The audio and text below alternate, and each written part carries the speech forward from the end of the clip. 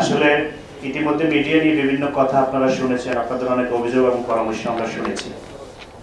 আপনারা দেখেছেন বাংলাদেশের প্রতি বেশিরভাগ সরকারের সময়ে মিডিয়া অবহেলিত ছিল, কিন্তু গত 17 বছর মিডিয়া ছিল ছাগলের 3 নম্বর বাচ্চা, অত্যন্ত অবহেলিত ছিল।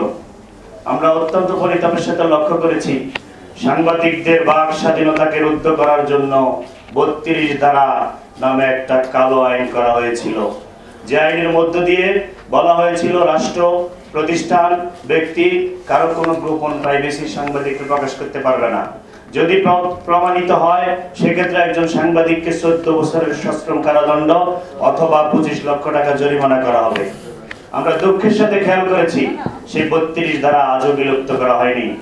জনগণের আশা আকাঙ্ক্ষার প্রতিফলন ঘটানোর লক্ষ্যে একটি সরকার দায়িত্বে এসেছে। 24-এর গণ অভ্যুত্থানের মধ্য দিয়ে অসংখ্য মানুষের আত্মবলিদানের মধ্য দিয়ে যে সরকার এসেছে, আমি আশা করব সেই সরকারের সময়ে এই 32 ধারাকে বিলুপ্ত করা হবে। কি বলেন, আপনারা কি চান 32 ধারা বিলুপ্ত হোক? সাংবাদিকদেরকে স্বাধীনভাবে কাজ করার সুযোগ তৈরি করে দেওয়া হোক এবং আগামী দিনে যারা আসবে, এই যে ডিজিটাল নিরাপত্তা আইন করা হয়েছে, এই কালো আইনের মধ্য দিয়ে সাংবাদিকদের হাত বেঁধে রাখা হয়েছে। আমরা কাজ করতে পারি না। আপনারা মনে করেন সাংবাদিকরা কেন সঠিক দায়িত্ব পালন করে না? আমরা পারি না। একটা ভালো নিউজ করার পরে রাত্রে ডিজিএফআই তুলে নিয়ে গেছে, টেলিফোন করেছে, নির্যাতন করেছে, অসংখ্য ঘটনা ঘটেছে।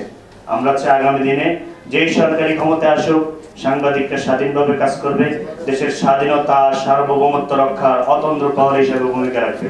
আপনারা দেখছেন দৈনিক কর্ণকণ্ঠ, সবার কথা বলে।